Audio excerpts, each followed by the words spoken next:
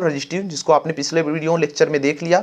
आज का जो टॉपिक्स है प्योर इंडक्टिव सर्किट में, लेकिन इसके नेक्स्ट वाले में प्योर कैपेसिटिव के बारे में जानेंगे।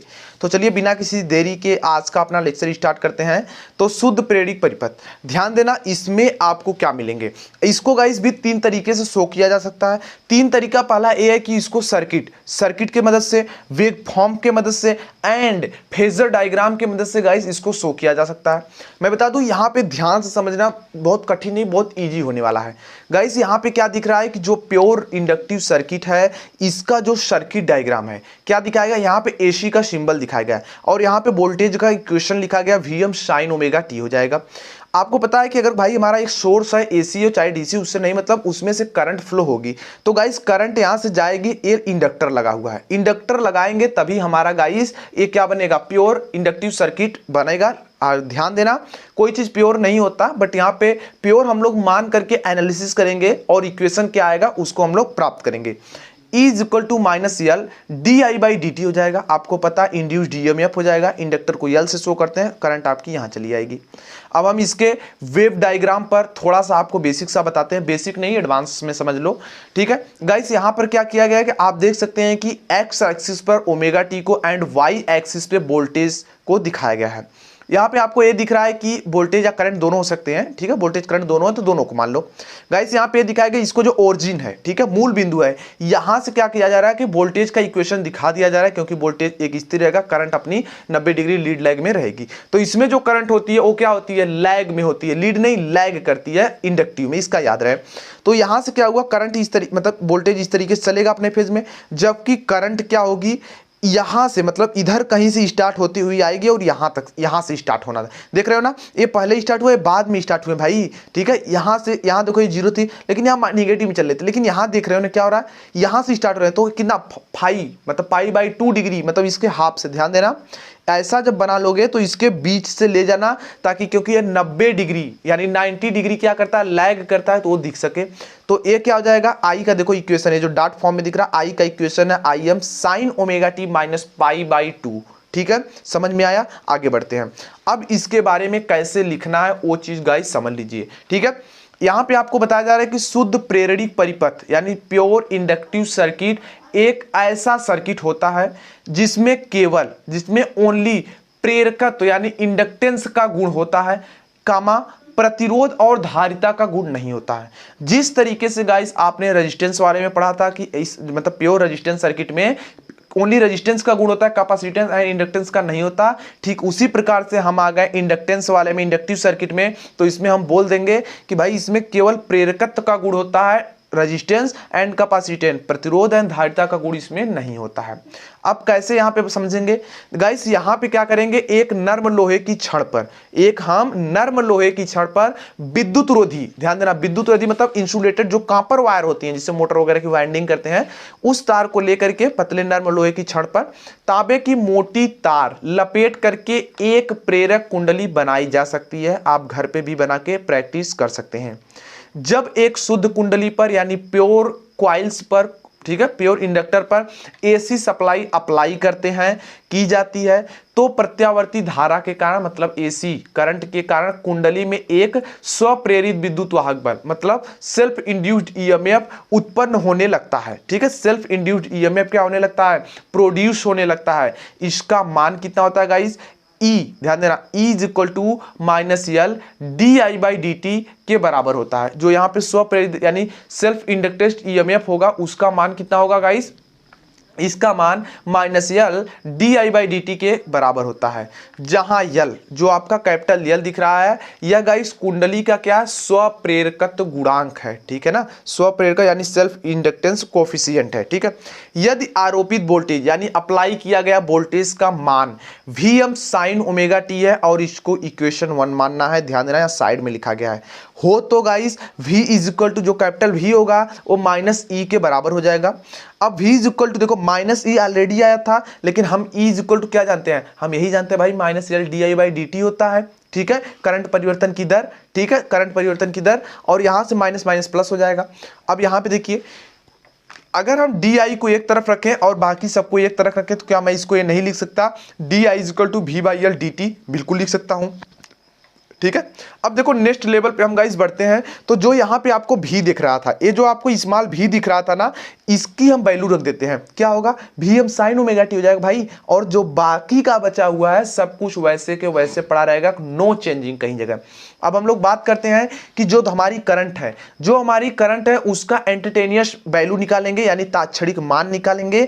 तो I is equal to integrate, ध्यान देना समाकलन किया जा रहा है, तो V M upon L sine omega T into D T हो जाएगा। अब यहाँ पे एक बात का ध्यान रहना चाहिए, अगर हम इस जो आपका इंटीग्रेशन दिख रहा है, इसमें वी एम अपान एल जो है गाइस एक कांस्टेंट होता है। क्या होता है? एक कांस्टेंट होता है। टी इसमें है और डी टी के रिस्पेक्ट में हम इंटीग्रेट कर रहे हैं, तो ये तो भाई कांस्टेंट होकर बाहर आ जाएंगे। और साइन ओमेगा टी का जब आप इंटीग्रेशन करेंगे तो माइनस कॉस ओमेगा टी होगा, लेकिन जो ओमेगा टी का नीचे अवकलन होता है यानी डेरिवेटिव होता है, तो वो नीचे ओमेगा ओनली बच जाएगा। ठीक है, आप ऐसे पढ़े भी हैं, माइनस कॉस मतलब साइन 2 थीटा का इंटीग्रेशन क्या होगा? माइनस कॉस 2 थीटा बाई 2 हो जाएगा। उसी तरीके से भी हो गया। अब देखो क्या किया गया, ये जो माइनस है इसको इधर रख दिया गया। अब गाइस ध्यान देना, कॉस में तो भाई हमारी साइन वेव तो चलती नहीं, हमारी जो एसी करंट है वो साइन वेव में चलती है, तो हमें इसे साइन में लाना होगा। तो हम क्या इसको लिख सकते हैं? कॉस ओमेगा टी को हम इसको लिख सकते हैं sine pi by 2 minus omega T, मतलब sine 90 minus theta cos theta होता है, लिखा गया है।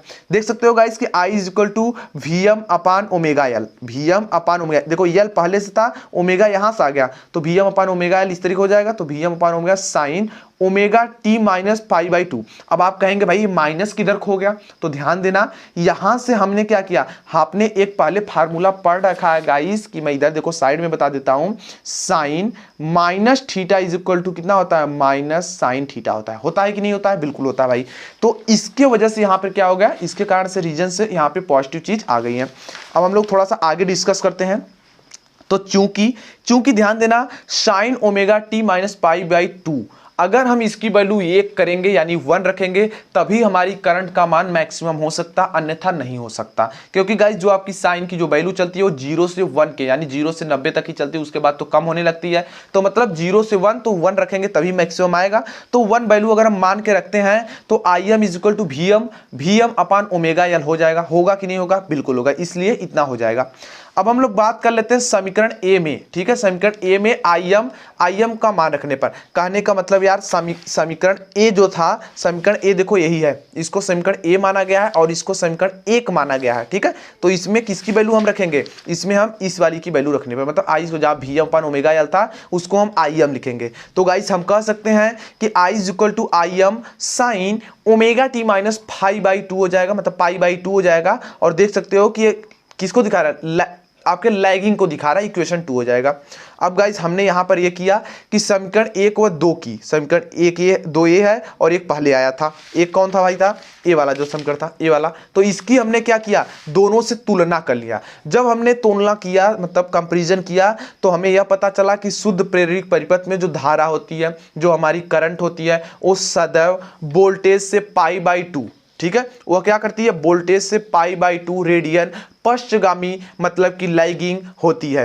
एवं दोनों के बीच ध्यान देना, 90 डिग्री क्या होती है? लैगिंग होती है। यदि दोनों के बीच क्या होता है, मतलब उनके बीच कालांतर फेज डिफरेंस कितना होता है? 90 डिग्री का होता है गाइस। तो आप देख सकते हैं कि यहाँ पे इसका फेजर डायग्राम भी बना दिया गया। ध्यान देना, यह प्योर इंडक्टिव सर्किट है, तब जाकर 90 डिग्री लैगिंग में रहेगा, लेकिन प्योर तो कोई चीज होता नहीं। इसलिए अभी जब आगे डायग्राम पढ़ोगे, आगे पढ़ा भी, पिछले टाइम पढ़ा भी कि यहाँ पे 5 डिग्री पीछे होता है तो हम लोग लैगिंग बोलते हैं। ठीक है, लेकिन प्योर के कंडीशन में 90 डिग्री लैग करता है। ठीक है, यहाँ लैगिंग हो जाता है।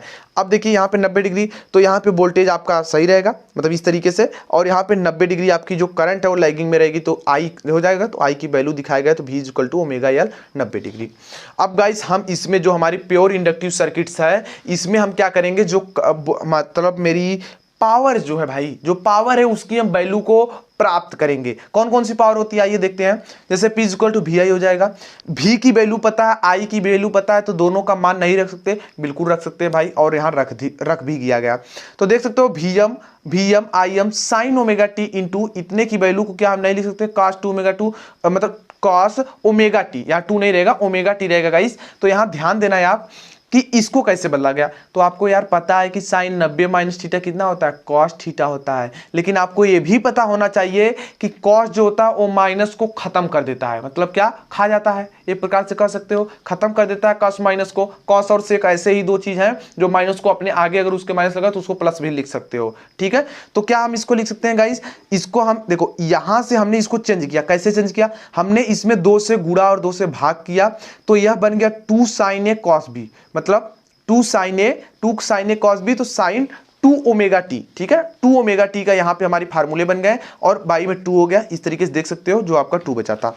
अब गाइस देखिए हम इसका जो औसत मतलब क्या, एवरेज भाई जब हम निकालेंगे p का औसत, तो p is equal to vm upon 2, vm im upon में 2, जो इंटीग्रेट होगा 0 to pi by 2 sine 2 omega T हो जाएगा। होगा कि नहीं होगा, बिल्कुल होगा। लेकिन गाइस जब इसको सॉल्व करोगे, लिमिट की वैल्यू रखोगे, तो जो हमारा a है p पावर है वो 0 आ जाएगी। अतः गाइस हम कह सकते हैं कि एक प्योर इंडक्टिव सर्किट में औसत शक्ति एवरेज पावर का जो वैल्यू होती है वो 0 होती है, 0 होती है। अर्थात सर्किट में कोई पावर लॉस नहीं होता, कोई हमारी शक्ति हानि ही नहीं होती। लेकिन जब कब होगा ऐसा, जब प्योर इंडक्टिव रहेगा तब, लेकिन ऐसा तो पॉसिबल है नहीं भाई, ठीक है। तो इसलिए लॉसेस होते हैं, अभी आगे जब आएगा तो वहां पे हम अच्छे से डिस्कस करके बता देंगे। और पिछली बार में जब आपने डायग्राम्स पढ़ रखे थे कि लीड लैगिंग के बारे में, ठीक है, तो वहां पे हमने डिस्कस भी कर दिया था। अब देखिए चूंकि हम क्या जानते हैं गाइस, चूंकि इस तरह से चिन्ह भी बना सकते हो, ठीक है, चूंकि ऐसे भी I M is equal to हम जानते हैं मतलब भी अपान ओमेगा एल, हम जानते हैं कि नहीं जानते, बिल्कुल जानते हैं। अब गाइस यहाँ पे जो ओमेगा एल है ना, वो परिपथ में क्या करता है, एक प्रतिरोध की भांति कार्य करता है, उसके तरह होता है। कहने का मतलब आपने फार्मूला पढ़ा I is equal to V by R, तो देखो आई यहाँ पे है, भी यहाँ पर है, ये तो भाई ओमेगा एल क्या है, रजिस्टेंस, इससे तुलना करो, देखो इससे तुलना करो तो ये आर की तो वैल्यू काम कर रहा है, तो क्या हो जाएगा यहाँ पर एक रजिस्टेंस की तरह बिहेव करता है। एवं गाइस जो धारा है यानी शक्ति, ठीक है गाइस, एवं यहां पर क्या करेगा, विरोध करता है, इसे ही एवं धारा प्रवाह का क्या करेगा, ये जो रेजिस्टेंस है विरोध करेगा, तथा इसे प्रेरणिक परिपथ का प्रेरणिक प्रतिघात, ध्यान देना, बहुत अच्छे से समझना, प्रेरणिक प्रतिघात को यक्षल से दिखाते हैं, और अगर धारती प्रतिघात है तो उसको यक्षी से दिखाते हैं। इसका आपको याद है क्योंकि आगे इसका भी यूज होगा, ठीक है ना, 5वां लेसन जैसे ही स्टार्ट होगा, 6 लेसन, उसमें तुरंत इसका यूज आएगा, ठीक है। तो एवं धारा प्रवाह का विरोध करता है, इसे प्रेरणिक परिपथ का प्रेरणिक प्रतिघात मतलब इंडक्टिव रिएक्टेंस कहते हैं, इसे यक्षल से शो करते हैं, प्रदर्शित करते हैं। एवं इसका मात्रक ओमेगा होता है, एवं इसका मात्रक कितना होता है गाइस, ओमेगा होता है। कहने का मतलब XL is equal to omega L, XL is equal to क्या हो जाएगा, ओमेगा एल हो जाएगा, ओम में हो जाएगा, ठीक है, XL is equal to omega L ohm में। तो गाइस हम एक्सएल इज इक्वल टू एक और चीज लिख सकते हैं, omega is equal to 2 pi F, आपने पढ़ रखा है, आपने पहले से ही फिजिक्स वगैरह में पढ़े होंगे, हर जगह आपने पढ़ा है कि भाई ओमेगा को हम 2 पाई एफ लिख सकते हैं, ठीक है। तो उसी प्रकार से गाइस हमने या तो XL is equal to omega L लिखिए, ओम होगा क्योंकि एक रेजिस्टेंस की तरह बिहेव करता है, एक रेजिस्टेंस ही होता है ऑलमोस्ट, ठीक है। एक्सएल इज इक्वल टू क्या हो जाएगा, 2 पाई एफ एल में हो जाएगा, ठीक है, ओम में मात्रक आ जाए, कोई डरने वाली बात नहीं है, ठीक है। इस तरीके से गाइस आज के इस वीडियो में आपने किसके बारे में, शुद्ध प्रेरक यानी प्योर इंडक्टिव सर्किट के बारे में अध्ययन किया। आई होप आपको ये वीडियो लेक्चर पसंद आए, तो प्लीज वीडियो को लाइक कीजिए, नए हो तो हमारे यूट्यूब चैनल को सब्सक्राइब कीजिए ताकि फ्यूचर में आने वाले अपडेट्स एंड मोर वीडियोस की नोटिफिकेशन आपको सबसे पहले मिल सके। वीडियो देखने के लिए बहुत बहुत धन्यवाद, thanks for watching, good bye.